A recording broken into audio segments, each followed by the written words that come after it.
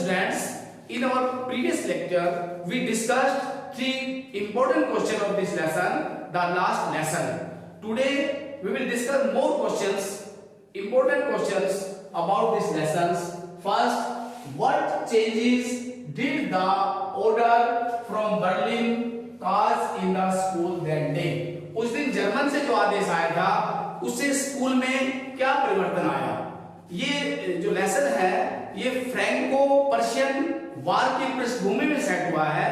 Franco जिसे German कहते हैं, फ्रैंको पर्शियन जो युद्ध हो रहा है उसमें जो फ्रांस है वो जर्मन से हार जाता है। एज ए रिजल्ट वो अपने दो डिस्ट्रिक्ट्स एल्सा और लेरन को गंवाना पड़ता है और वहां एक आदेश आता है। आदेश ये आता है कि आगे से यहाँ पर फ्रेंच नहीं जर्मन भाषा पढ़ाई जाएगी और इससे बहुत अधिक बदलाव आया। The order from Berlin said that only German would be taught in the school of Alsace and Lorraine. जो आदेश आया था बर्लिन उसमें बताया गया था कि अब यहाँ पर एल्सेस और लॉरेन में फ्रांस भाषा नहीं जर्मन भाषा पढ़ाई जाएगी। That order caused a lot of dismay in the school that day। और इस आदेश के कारण उस दिन स्कूल में बहुत अधिक निराशा फैल गई। It upset the students as well as their teachers। और इस आदेश ने अध्यापकों को भी और विद्यार्थियों को भी बहुत मायूस कर दिया। एम हेमिल जो उनका टीचर है, M Hamel told the students, M Hamel ने विद्यार्थियों को बताया that it was their last French lesson। यह उनका फ्रेंच का अंतिम पाठ है। That day the new teacher would come the next day। और जो नया अध्यापक है जो जर्मन पढ़ाएगा वो कल आ जाएगा। He would teach them German और वही उन्हें जर्मन पढ़ाएगा। हेलो स्टूडेंट्स, आप इसका स्क्रीनशॉट ले सकते हैं ताकि इसको अच्छी से रिवाइज कर सकें। Now this is the most important question of this lesson. What did Franz feeling about M. Hamill and school change? जब आदेश आता है उसके बाद एम हेमिल और स्कूल के बारे में फ्रेंच की फीलिंग क्या है, फ्रेंच की भावनाएं क्या है। फ्रेंच एक छोटा लड़का है, स्कूल गोइंग बॉय है, वो ज्यादा इंटरेस्टेड नहीं है। He is not interested in study. ज्यादा अपने पढ़ाई में उसका मन नहीं लगता है। ज्यादातर वो घूमने के लिए कोशिश करता है, स्कूल से बाहर रहने की कोशिश करता है और ज्यादा अपने अध्यापक को लाइक नहीं करता है।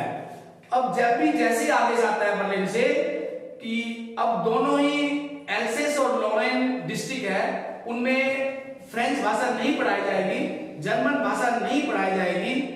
टू लिसन दिस ऑर्डर एकदम अचानक वो सेंटिमेंटल हो जाता है। जो टीचर उसे क्रैंकी लगता था, बहमी लगता था, बकवास लगता था, वो टीचर उसे अच्छा लगने लगा है। जो किताबें उसे नॉनसेंस लगती थी, बकवास लगती थी, उन बुक्स और अपने टीचर के प्रति एक फैसिनेशन, एक सम्मान, एक आकर्षण स्टार्ट हो जाता है। What did Franz feeling about M. Hamill and school change? M. Hamill said that it was their last lesson। M. Hamill ने बताया कि आज तुम्हारा फ्रेंच का ये अंतिम पाठ है। The new teacher was coming the next day। और जो नया टीचर है वो कल आ रहा है। Now Franz became sentimental। Sentimental नहीं भावुक। अब फ्रेंच जो पढ़ाई में निकम्मा था, टीचर को लाइक नहीं करता था, वो एकदम सेंटिमेंटल हो जाता है, एकदम भावुक हो जाता है। He knew very little about French। वह फ्रेंच भाषा के बारे में ज्यादा नहीं जानता था, फ्रेंच भाषा के बारे में उसे ज्यादा ज्ञान नहीं था। But suddenly he developed a strange fascination for this language। To hear this declaration, अपने अध्यापक से यह आदेश सुनकर, यह बात सुनकर कि फ्रेंच भाषा नहीं पढ़ाई जाएगी, जर्मन भाषा पढ़ाई जाएगी, नया टीचर आएगा, अचानक अध्यापक और भाषा के प्रति एक सम्मान पैदा हो जाता है, एक आकर्षण पैदा हो जाता है। Only a little while ago, थोड़ी देर पहले, his book seemed a nonsense। Him, nonsense जो बकवास लगती थी, थोड़ी देर पहले जो किताबें उसे बकवास लगती थी, but now these were his old friends. लेकिन उसे लगा कि अब टीचर भी और ये इसकी जो बुक है वो अब उसके पुराने मित्र हो गए हैं। M Hamel was going away. M Hamel अब उनसे दूर जा रहा है। This idea that he would never see teacher again, कि अब वह अपने टीचर से कभी नहीं मिल पाएगा, would never see again, was painful to him, उसके लिए बड़ा ही पीड़ादायक था। यह विचार, हैमिल का यह विचार कि फ्रैंक का यह विचार कि अब अपने अध्यापक से नहीं मिल पाएगा, उसे यह बड़ा पीड़ादायक लगा। He even forget how cranky M Hamel, जो एम हैमिल उनका टीचर बड़ा ही क्रैंकी था, बड़ा सनकी था। ही वॉज वेरी स्ट्रिक्ट, वह बड़ा ही कठोर था। ही इवन फॉरगेट, वह यह भी भूल गया कि उनका अध्यापक कितना ही बहमी था, किनका सनकी था। अब उसको एक केवल फैसिनेशन था। Now we discuss the next important question of this lesson. This is our next important question of this lesson, the last lesson. Why was Franz afraid of? Why was Franz afraid of?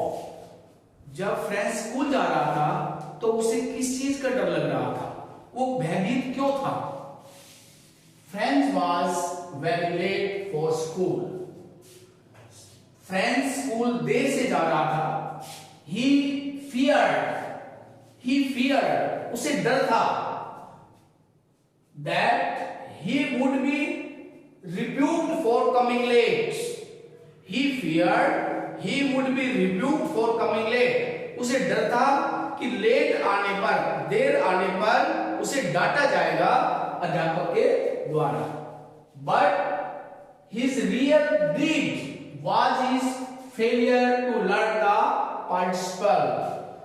लेकिन उसका वास्तविक कारण यह था कि वह participle याद करने में असफल रहा। अध्यापक ने जो उसे होमवर्क दिया था पार्टिसिपल का, वो उसने नहीं किया था। On that day the teacher M Hamel had to question the students about participle. उस दिन एम हैमिल के द्वारा बच्चों से पार्टिसिपल के बारे में पूछा जा रहा था, और फ्रेंच जो था लड़का है उसको वो पार्ट याद नहीं था। But French has not prepared his lesson, लेकिन फ्रेंच ने अपना पाठ याद नहीं किया, यही उसके डर का मुख्य कारण था। So he was afraid of being rebuked, इसलिए उसे डर था कि अध्यापक उसे डांटेगा। लेट जाना उसका रियल काज नहीं था, उसका मुख्य कारण डर का था। जो पार्टिसिपल के जो पार्ट दिया गया था याद करने के लिए, ग्रामर का जो चैप्टर दिया गया था वो उसे याद नहीं किया था, इसलिए वो डर रहा था। Now next important question we will discuss. This is our 7 important question. What was the effect of the last lesson on the narrator? Last lesson का वर्णनकर्ता पर क्या प्रभाव पड़ा? M Hamel was giving his last French lesson. M Hamel French भाषा का अपना अंतिम पाठ दे रहा था। After praising the French language, French भाषा की प्रेजिंग करने के बाद, फ्रेंच भाषा का सबसे पहले उन्होंने जो लेसन दिया उसमें फ्रेंच भाषा को प्रेज किया, फ्रेंच भाषा की बहुत अधिक प्रशंसा की। ही ओपन्ड ए ग्रामर, उसके बाद उसने व्याकरण की पुस्तक खोली। And read them there lesson, और उनका पाठ पढ़ाया। सबसे पहले उन्होंने फ्रेंच लैंग्वेज को प्रेज किया, फ्रेंच भाषा की बड़ी प्रशंसा की। उसके बाद ग्रामर का पाठ पढ़ाया उन्हें। French found that lesson seemed very easy, और फ्रेंच को लगा कि पाठ बहुत आसान है। He understood it so well, वो बहुत ही अच्छे ढंग से समझ रहा था। He was very attentive. वो बड़े ध्यान से सुन रहा था. M. Hamill had never explained everything so much patience.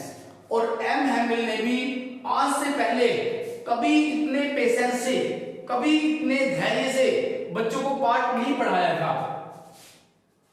It appeared as if mean मानो.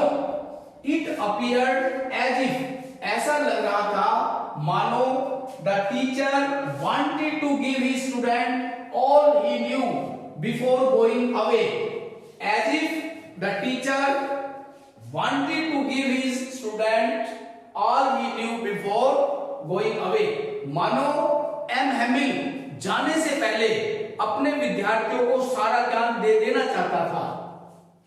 He wanted to put in all into their head with one stroke. वो चाहता था कि एक बार में ही जितना फ्रेंच भाषा का ज्ञान है मैं इन विद्यार्थियों को दे सकूं.